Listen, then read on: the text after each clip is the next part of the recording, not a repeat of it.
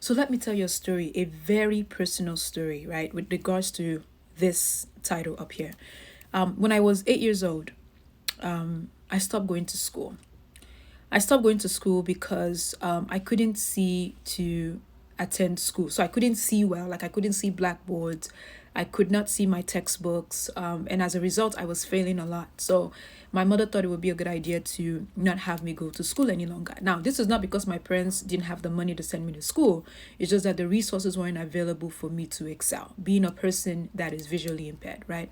The reason why I say this is when I come across articles like this one, and I see a 6 year old working in a lithiums. I think that's what I call it. Lithium. Yeah, that's how you pronounce it. Lithium mines. It breaks my heart.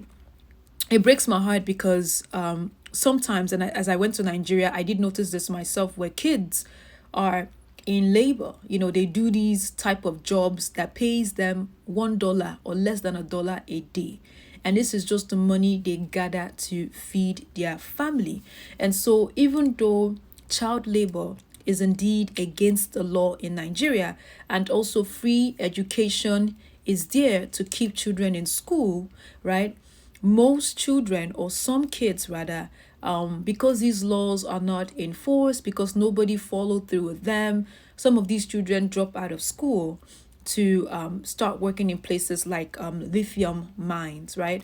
Now, the article I read was a 6 year old girl by the name Juliet, right? Juliet works in one of the lithium mines. And if you know about lithium, right, it's part of what gives us clean energy. And as we know that the world is moving towards a cleaner climate, in order for us to obtain that, I guess, children are gathering these stones, or these chemicals, or these rather minerals, and the environments that they work in are very, very hostile.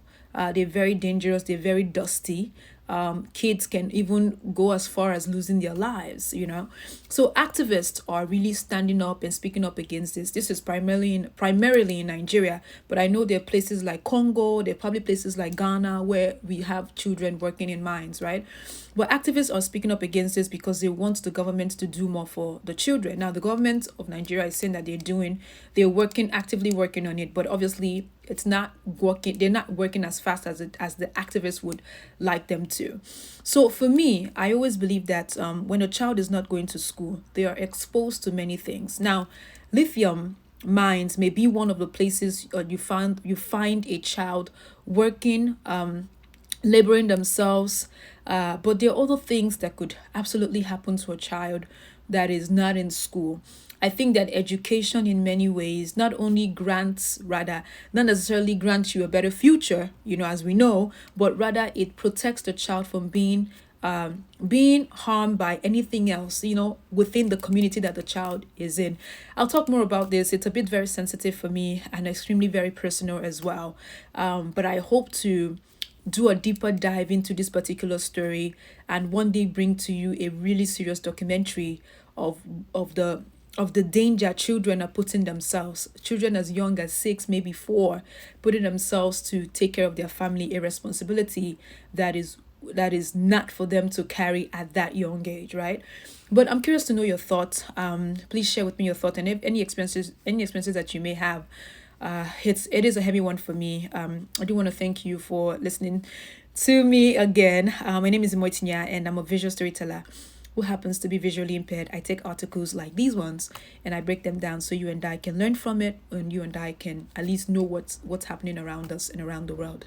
My articles are primarily African stories. But thank you for watching, and I'll see you again next time.